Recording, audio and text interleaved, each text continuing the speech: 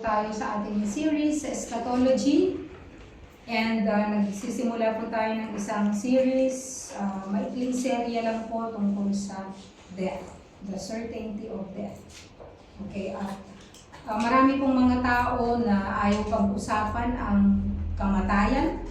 Nung wala pa po ako sa Panginoon, ito po ang topic na ayaw ko pong marinig. Ito po ang word na ayaw pong nababanggit sa aming tahanan. At ito po ang topic na parang inaalis po natin sa ating vocabulary, no? Yung word na death. Pero marami po kasi mga bagay na patungkol sa kamatayan na kinakailangan po nating mapag-aralan. At bilang mga mananampalataya, dapat po alam po natin kung ano ang definition, ano ang konsepto po ng death o ng kamatayan. And sad to say, marami pong mga mananampalataya na actually hindi po nila alam masyado ang patungkol po dito at kung ano po ang sinasabi ng Diyos patungkol po sa kamatayan. Mga tanong kagaya ng saan pupunta ang tao pag namatay siya? What happens to the person when he dies? A minute after a person dies, what happens to him? Isang katanungan. Ang isang tanong din ay, ano ang mangyayari sa mga tao kapag siya na ay namatay? Saan siya patutungo? Mga katanungan kagaya ng, kapag namatay ang isang bata, saan siya papupunta? Anong nangyayari sa mga batang hindi pa po ipinanganak? Ang mga batang na-abort?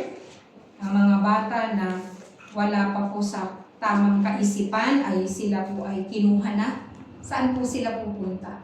Ano po ang mangyayari sa mga tao na hindi po nakarinig ng Ebanghelyo? Hindi nyo ba natanong yon? So yun po ay isa lamang, ay kakaunti lamang sa mga tanong patungkol po sa death. So I believe that the biggest fear of man is death. Marami pong mga takot ang tao. May takot sa hayop, may takot sa mga pangyayari, may mga iba-ibang phobia ang tao, di ba? May takot sa na nakakulong sa isang elevator, di ba? Kasi may claustrophobia siya. So, I believe na ang mga tao, karamihan po, kung hindi nyo pa alam kung ano nga ba ang kamatayan at kung saan pupunta ang tao kapag siya ay namatay, ay meron po talaga tayong takot sa death. And kagaya ng nabanggit ko kanina, man doesn't want to talk about it. No? And man tries to push it away at the back of his mind. And ayaw niyang harapin ang kamatayan. Doon po sa binasa kanina sa invocation, ang sabi po doon sa Ecclesiastes chapter 7, verse 2 to 3, ang sabi dito, doon sa B, 7:1b, and the day of one's death is better than the day of one's birth. So, mas maganda raw yung kamatayan ng isang tao kesa sa kanyang kapanganakan. Ibig sabihin, parang mas masaya ang kamatayan ng tao kesa sa birthday niya.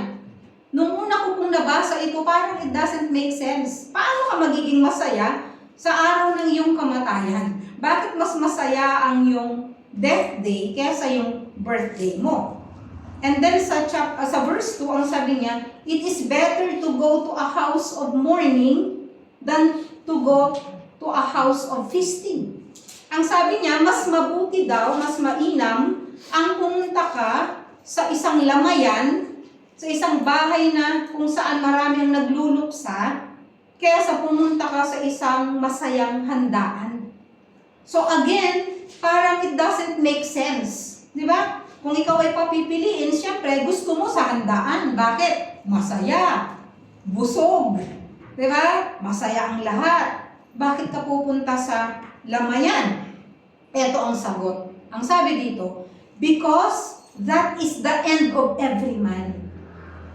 Bakit daw mas mabuti ang pumunta sa lamayan? Kasi, ang sabi ng Bible, yun lang ang hangganan ng tao. That is the end of every man. Kumbaga sa kwento, it's the end. It's your end. Okay? and the living takes it to heart. Ibig sabihin, kapag nagpupunta ka pala sa lamayan, or sa mga lugar kung saan maraming nagluluksa, nare-remind ka. Ipinapaalala sa'yo ng Diyos na isang araw, ikaw din ay nandoon. No? Ikaw din ay nandoon. Yun ang dahilan kung bakit mas mabuti na pupunta ka sa lamayan. Kasi kung pupunta ka sa handaan, ang puso ng tao ay nakatuon doon sa parang hindi siya mamamatay. No? So, biblically speaking, ang sabi ng Bible, mas mabuti daw ang araw ng kamatayan para sa akin, para sa isang mananampalataya.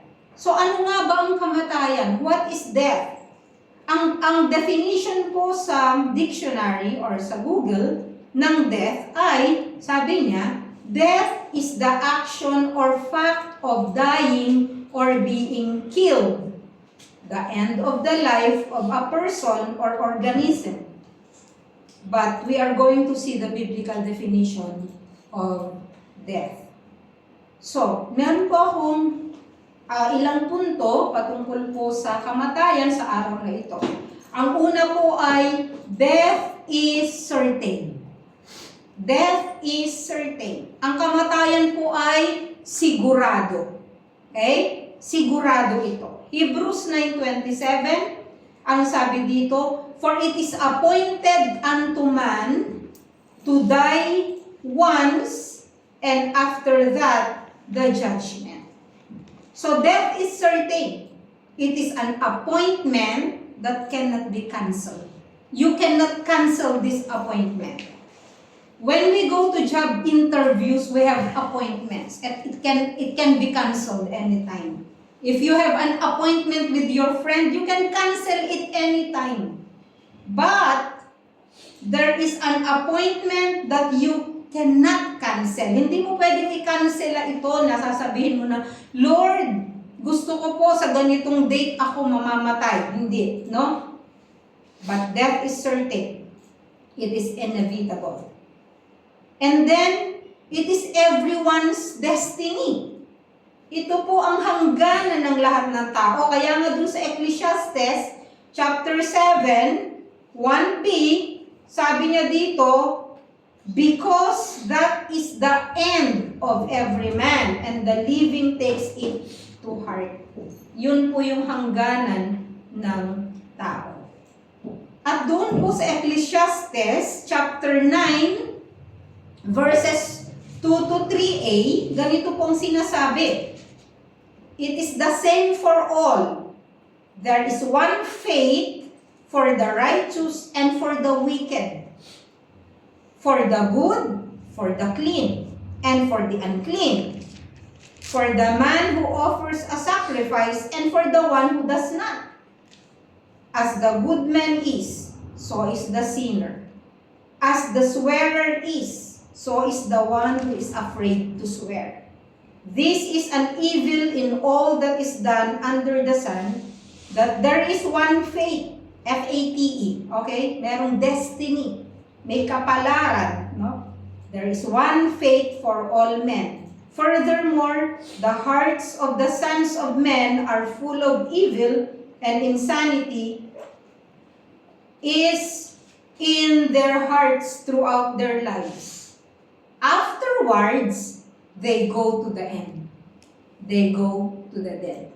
So, ibig sabihin, ano man yung katayuan mo, ano man yung sitwasyon mo, ano man yung gawain mo, or maaaring pananampalataya mo, ang sabi ng Bible, afterwards, pagkatapos, ano ang ending nun? You die. You go to the dead. You go to Sheol. Okay? This is the place of the dead. No? So, death is certain. Pangalawang point, death is a separation. No? Kanina, death is certain. Pangalawa, death is a separation. There are 3 descriptions of death in the Bible, and the key word for each of them is the word separation. So, meron pong 3 description or paglalarawan, may tatlong paglalarawan ang Biblia tungkol sa kamatayan at ang keyword po dito ay yung salitang separation or paghihiwalay. Okay? Kapag namatay ang mahal natin sa buhay, ano po? Mahihiwalay siya sa atin. Di po ba? Kaya, it's separation. Death is separation from your loved ones. Isa yun sa isang definition natin. But in the Bible, in every instance where death is mentioned in the Bible, it always involves separation. Una po sa lahat, no? Because there are three kinds of death. Ang una pong death, ang unang paglalarawan ng kamatayan ay yung tinatawag na physical death. Of course, familiar po tayo dito. Hindi na kailangang ipaliwanag, di po ba? Physical death. This is the separation of the soul and the spirit from the body. Okay? So, nandun ulit yung word na separation. Andun ulit yung word na paghihiwalay. So, ang physical death o ang kamatayang pisikal ay ang paghihiwalay ng kaluluwa at espiritu ng tao sa kanya pong katawan. So we know that man is a tripart being, di ba? Alam po natin na ang tao ay binubuo ng tatlong bahagi. So ang bagay po na panandalian ay ang tinatawag na body. Yung katawan po ninyo na pinagtutuunan nyo masyado ng atensyon. 2 oras sa harapan ng salamin, buong buhay na nagpapaganda at nagpaparetoke, at winawalisan araw-araw, no? Sabi ng mga babae, winawalisan araw-araw ng brush, okay, ang kanilang mga mukha, no? Na pinaggagastusan ng tao sa kanyang buong buhay. Yan po ang bagay na lumilipas at bumabalik po sa alabo, no? So, kapag physical death, ang bad news, yung pinagtutuunan mo masyado sa buhay, yun ay babalik sa lupa, at yung hindi mo masyadong pinapansin, ito po ay eternal. Napag-aralan po natin kung anong ibig sabihin ng eternity, di ba? Ng eternal. Ito po ay forever and ever and ever and ever and ever. At kung dagdagan mo pa ng ever, kung gusto mo. So this is the separation of the soul and the spirit from the body. Everybody will die. But there is an exemption. Diba? Physical death, meron bang na-exempt? Sa Biblia, meron. Pero, without those exemptions, lahat tayo mamamatay. In the Old Testament, the Bible said, Enoch walked with God and he was gone. He went to the Lord. Siya yung kauna-unang taong na-rapture. Diba? Si Enoch. And you also know yung story po ni Elijah.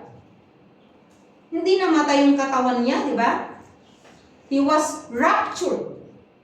Di ba? So, dalawa sila sa mga example. And, kung ikaw ay mananampalataya sa Panginoon at tunay, genuine ang iyong faith,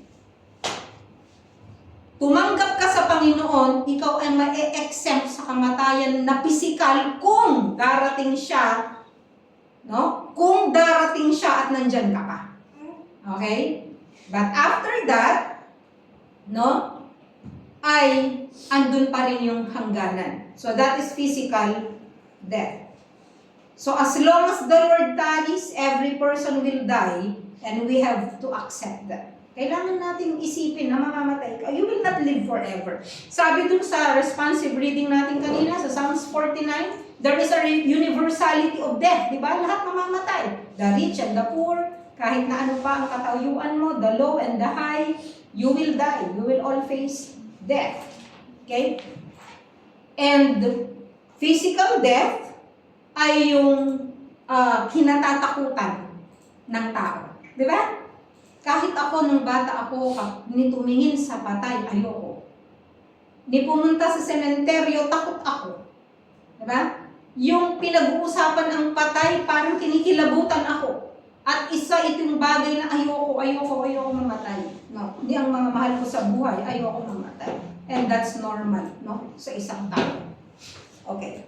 So yun po yung unang uri ng paglalarawan ng kamatayan. Ang pangalawa po ay yung tinatawag na spiritual death. Okay? Spiritual death, ano ito? So, naniniwala ba kayo na we were all born dead? Lahat po tayo ay ipinanganak na patay. Alam nyo ba yon? Okay? Parang hindi pero totoo yun. We were all born dead. We were all born spiritually dead because spiritual death is the separation of the soul from God. And when you were born, you do not have a relationship with God except for those who are under the age, of course, of accountability, which we are going to talk about sa mga susunod po na Sundays. So, spiritual death is your soul being separated from God. Ano ba yung soul? We know that soul is the seat of your mind, your will, and your emotion. That's your soul. That's the real person. Okay? So, ang spiritual na kamatayan pala ay ang paghihiwalay ng iyong kaluluwa sa Diyos. Yun yung spiritual death. Yung physical death kasi, paghihiwalay ng iyong kaluluwa at espiritu sa iyong physical na katawan. Yun yung physical death. But yung spiritual death is the separation of your soul from God. Okay? So, bakit hiwalay? Because, number one, you don't have a relationship with Him. Wala kang relasyon sa Kanya. Hindi mo siya pwedeng tawaging tatay kasi pinanganak tayo dahil meron ng kasalanan sa mundo. Okay? And you don't have a fellowship with Him. So, wala kang relationship sa Diyos, wala ka ding fellowship sa Diyos. Okay? We were separated from God because of sin. And we talk about that when I discuss about the tree of life.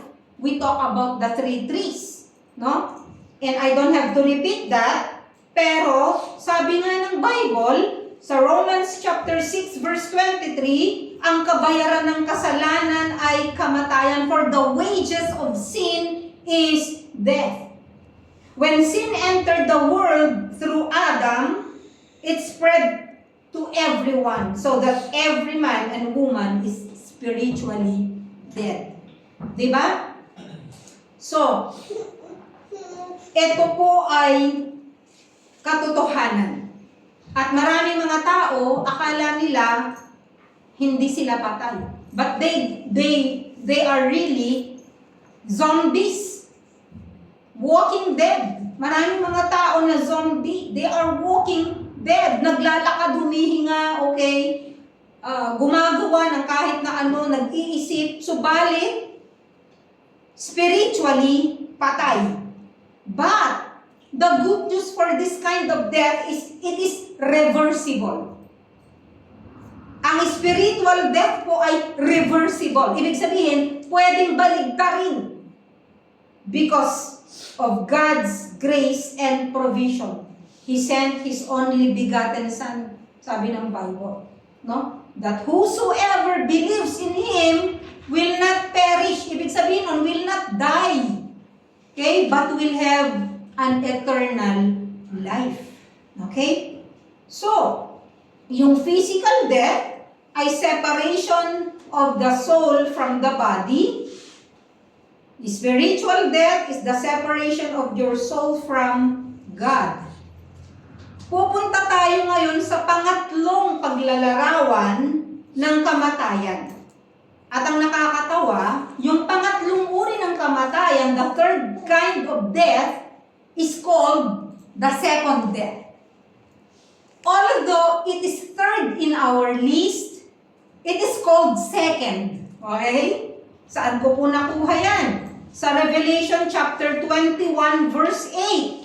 Ano ang sabi doon? But for the cowardly, the unbelieving, and abominable, and murderers, and immoral persons, and sorcerers, and idolaters, and all liars, their part will be in the lake that burns with fire and sulfur, or brimstone, which is the second death.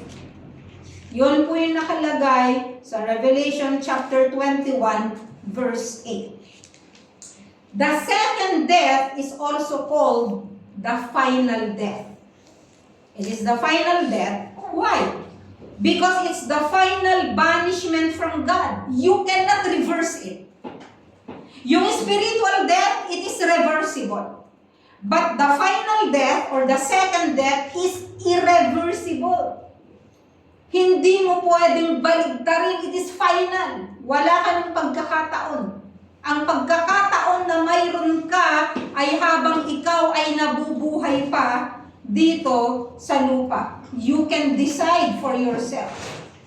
Pero, yun pong second death na tinatawag o yung final death ay eternal. Eternal. It is for eternity. It is forever and ever and ever. With no hope. No hope of being changed. It is irreversible because hell has no exit doors. Kapag napunta ka na sa hell, you cannot exit. Doon ka na. It has no emergency exits.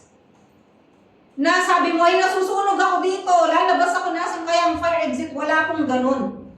Hell has no exit doors for the unbelievers and the unrepentant sinners. Kaya yung binasa ko kanina sa Revelation chapter 21 verse 8, ito po yung mga tao na hindi nagsisi. Hindi ibig sabihin na hindi nila nagawa ito sa buong buhay nila. But mga tao na hindi nagsisi sa mga kasalanang ito na ginawa nila at nagpapatuloy pa rin sila sa kasalanan. Sila po yung mapupunta po sa lake of fire na tinatawag or sinasabi po ng NASB translation na lake that burns with fire and brimstone. Or sulfur. Ito po yung alam niyo po pag bumuga ang bulkan, ganon. Ganon pati amoy. Kasi sulfur, di ba? Do you imagine, can you imagine a lake na bumubuga ng fire and sulfur? Ang isa lang pong pinakamalapit na paglalarawan dyan ay yung pagputok ng bulkan. Ganun lang po. And that is the lake of fire. At yun yung sinasabi ng Biblia na kung saan pupunta ang tao, which is the second death or the final death. But the good news is, if you are born again, pinanganak kang muli, you will never be separated from God. If you repented of your sins, and if you believe in Jesus Christ, that this belief and this faith has changed your life, then you are saved. Kasi madaling sabihin na nananampalataya ako sa Diyos, kilala ko ang Diyos, nagsisi ako, I have faith, madaling sabihin yun eh. Pero ang saving faith na sinasabi po ng Biblia, yung pananampalatayang nagliligtas, ito po yung pananampalataya na ibinigay mo na ang buong buhay mo sa Panginoon at dahil sa pananampalatayang yan, naapektuhan ang iyong pamumuhay. Ibig sabihin, sa sobrang pagmamahal mo sa Diyos, sa sobrang pananampalataya mo sa Panginoong Hesukristo, it affects your life and you are walking in righteousness and holiness. Yun ang saving faith. Ito yung totoong pananampalataya.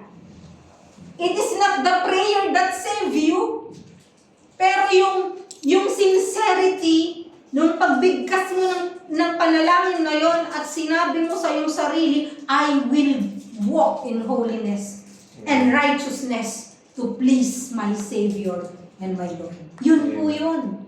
And if you are really born again, it will be reflected in your action and in your lifestyle.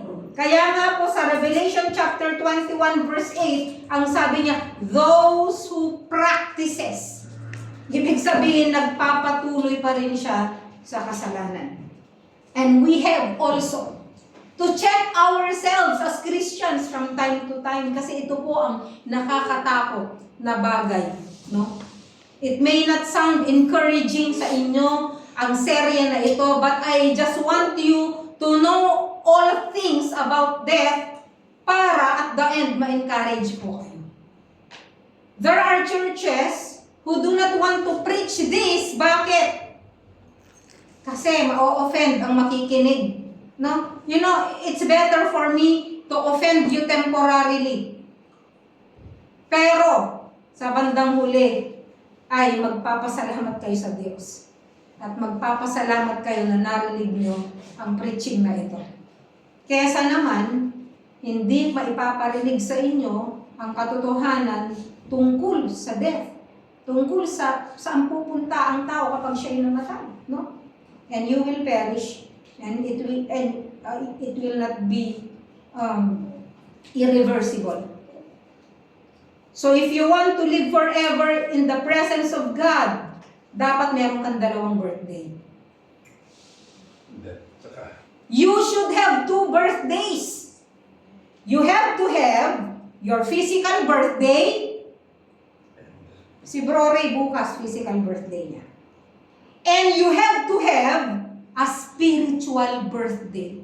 Kung kailan mo ibinigay ang iyong sarili sa Panginoon at ikaw ay na-born again. I want to give you an equation. No? If you are only born once, you will have to die twice. But if you are born twice, you will only die once. Nasaan ka doon? Or probably not. If Jesus finds you alive during the rapture. Di ba? So, unang point, death is certain. Pangalawang point, death is a separation. And we know that. Yung separation is physical separation, physical death. Pangalawa, spiritual death. At pangatlo, second death or the final death. Pangatlo po ay, death is an enemy. Kaaway daw po natin ang kamatayan. That is found in the Bible. No? Kaaway natin ang kamatayan. Because in 1 Corinthians chapter 15 verse 26, sinabi ni Paul yun. Sabi niya, the last enemy to be destroyed is death. So, it is an enemy. Ito ay kaaway natin. And you know what? Tinuturing nga natin kaaway ang death eh. Kaya nga, nilalabanan natin ang kamatayan sa pamamagitan ng pagpapagamot. Di ba? Nilalabanan natin kasi kaaway natin. At kung ikaw ay merong sakit, nilalabanan mo ito sa pamamagitan ng pagpapagamot, pagpapa-ospital, pagpapahaba ng buhay, at ganun din ang ginagawa natin sa ating mga mahal sa buhay. Because the separation from those we love can be very agonizing. Yun na nga lang nasa bingit ng kamatayan, yung meron siyang matinding sakit, it is already very painful and agonizing for us. That's why death is our enemy. Jesus himself became deeply moved in spirit and he himself wept. John 11:35, ang sabi ng Bible, Jesus wept. Umiyak ang Panginoong Jesucristo. Why? Because one of his best friends, si Lazarus, na kapatid ni Martha at ni Mary, ay namatay, if you remember. No? Yet even as we grieve, sabi ng Bible, 1 Thessalonians chapter 4 verse 13, we do not grieve like the rest of mankind who have no hope. So ang sabi ng Bible, bagamat tayo po ay nagluluksa, hindi tayo nagluluksa na kagaya ng iba, kagaya ng the rest of humankind na walang mga pag-asa. Kasi bakit sila nagluluksa? Kasi walang pag-asa. After death, what? Pagkatapos ng kamatayan, ano ang naghihintay sa'yo? Kung wala ka sa Panginoon, you have no hope. Pero Apostle Paul said, we do not grieve like the rest of mankind who have no hope. Why? Because we know that we will be with Jesus Christ forever. And we know that our last enemy will be destroyed forever. Okay? Death is certain. Death is a separation. Death is an enemy. Pang-apat, death is a gateway. Alam niyo ba yung sabihin ng gateway? Ano po ang gateway? Nagmula ka sa isang place at ikaw ay papasok sa kabilang place. At the cross, Jesus Christ took our sins upon Himself, freeing us from the penalty and guilt for our sins. Kailan nangyari yon? On a Friday. Diba? Nangyari ito on a Friday when He was crucified and He died for our sins.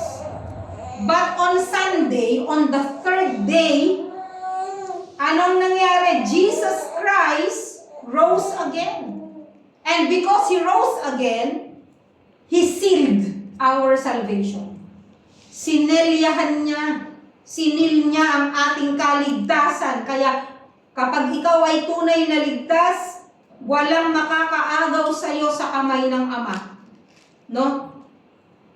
He sealed our salvation by rising from the dead.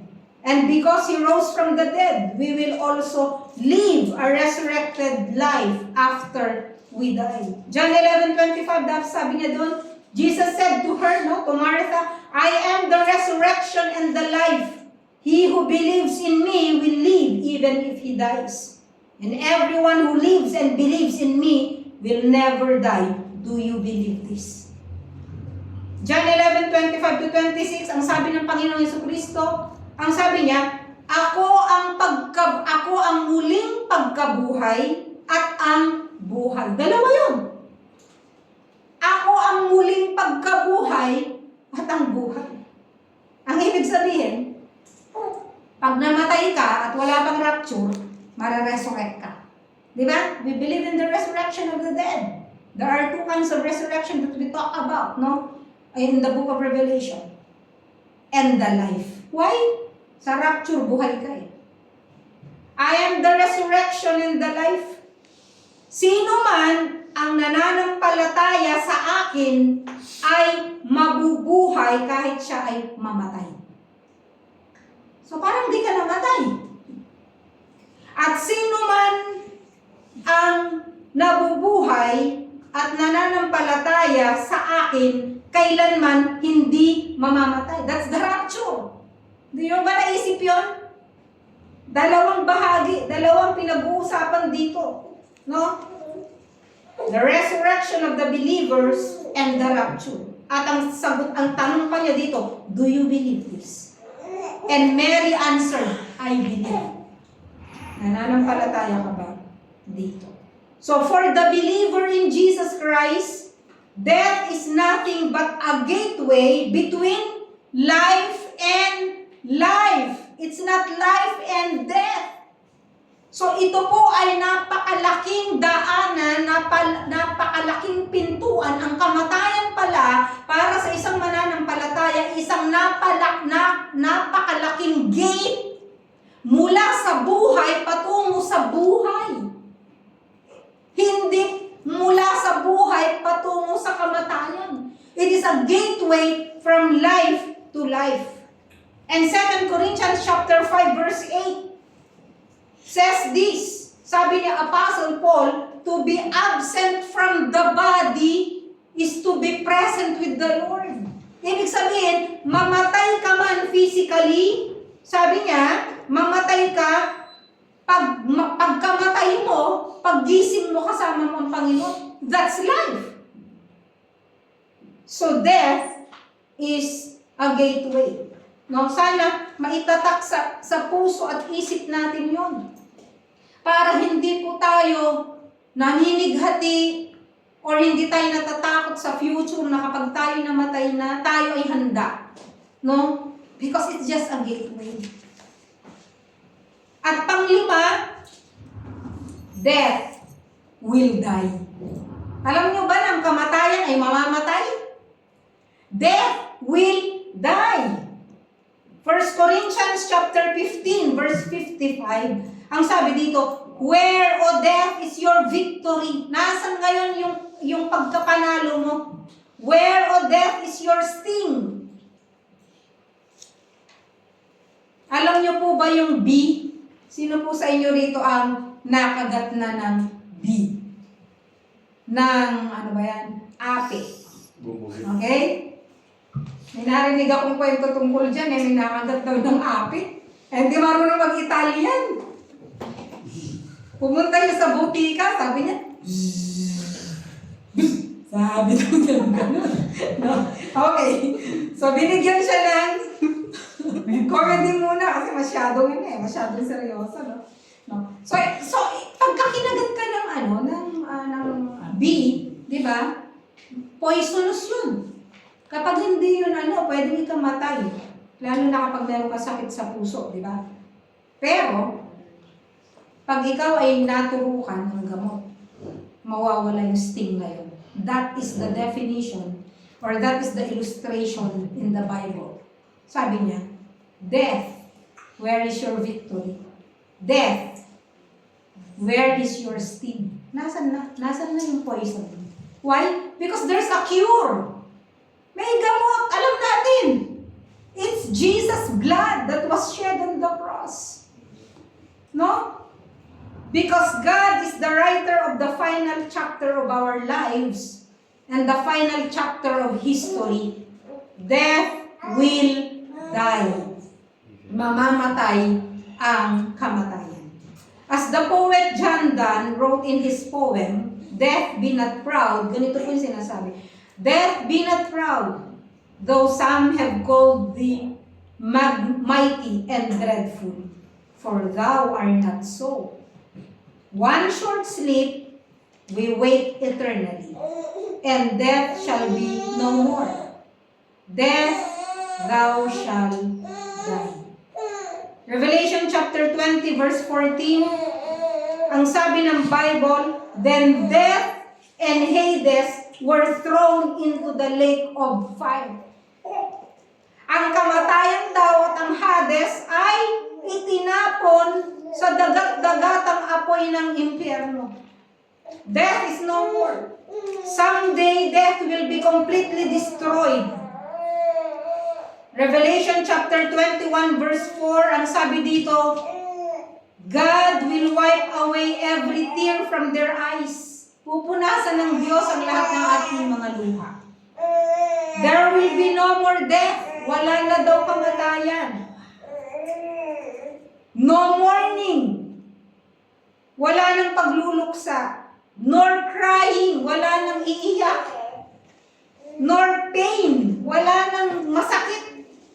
For the old order of things has passed away.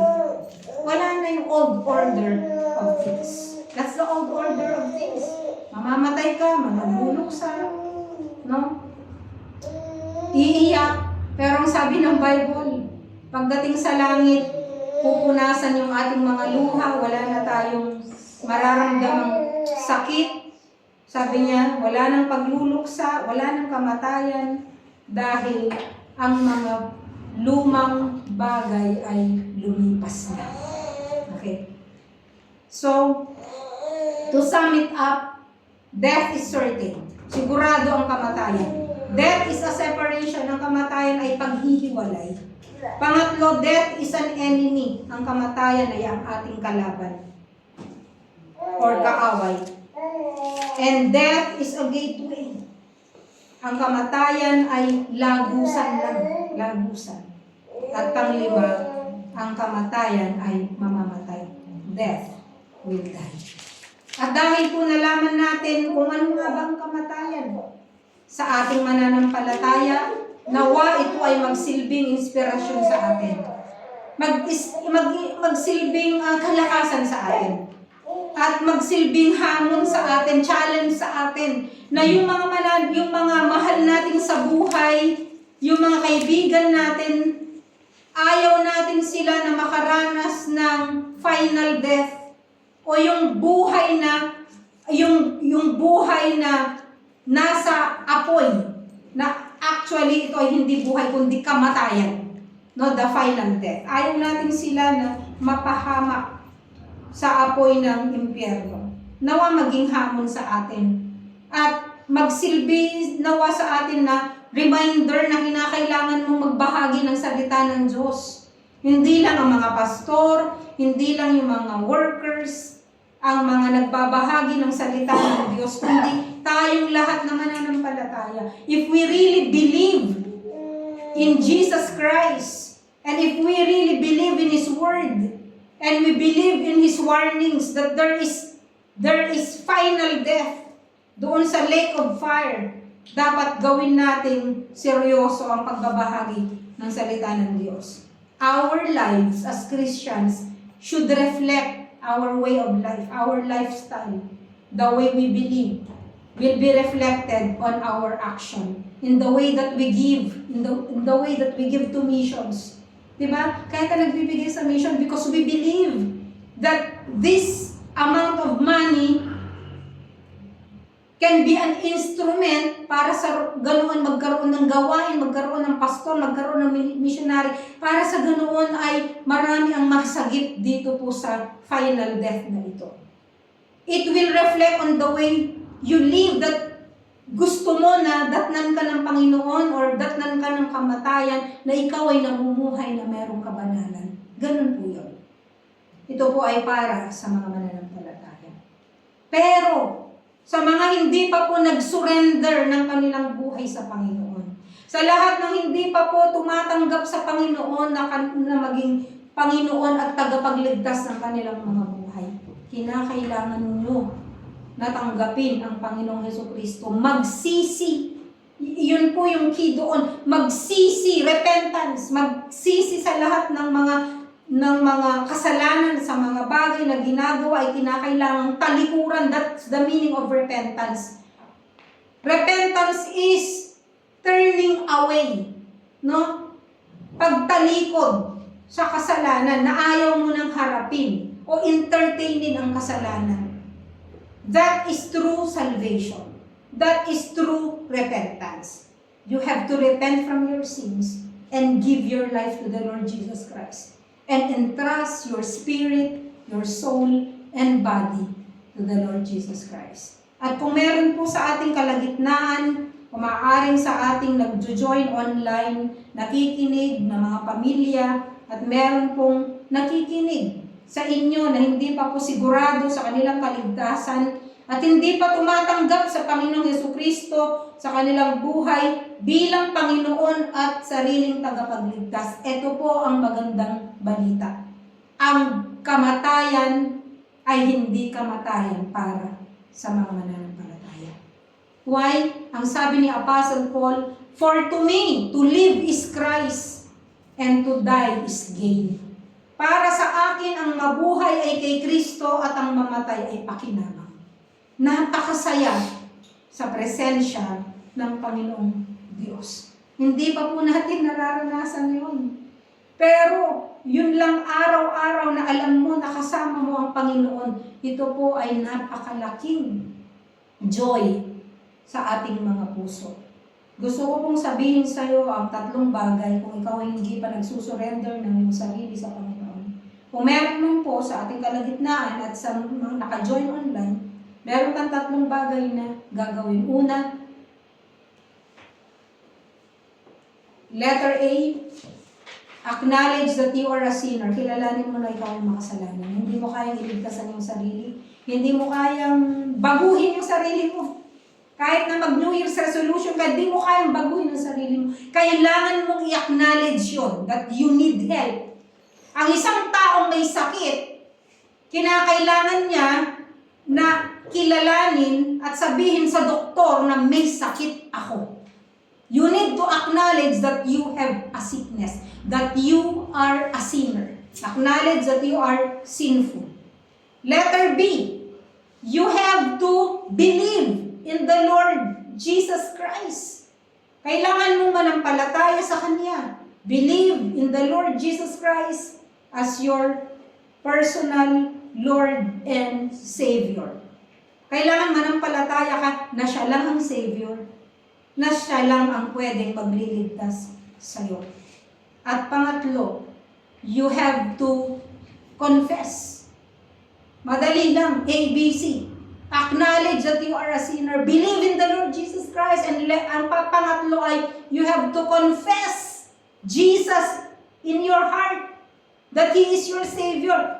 Sabi ng Bible, if you confess with your mouth, if you believe in your heart, and confess with your mouth that Jesus is Lord, you will be saved. You have to accept Him, receive Him, and confess Him as your personal Lord and Savior. Meron po ba sa ating kalagitnaan ang gustong gumawa nun sa mga nasa online?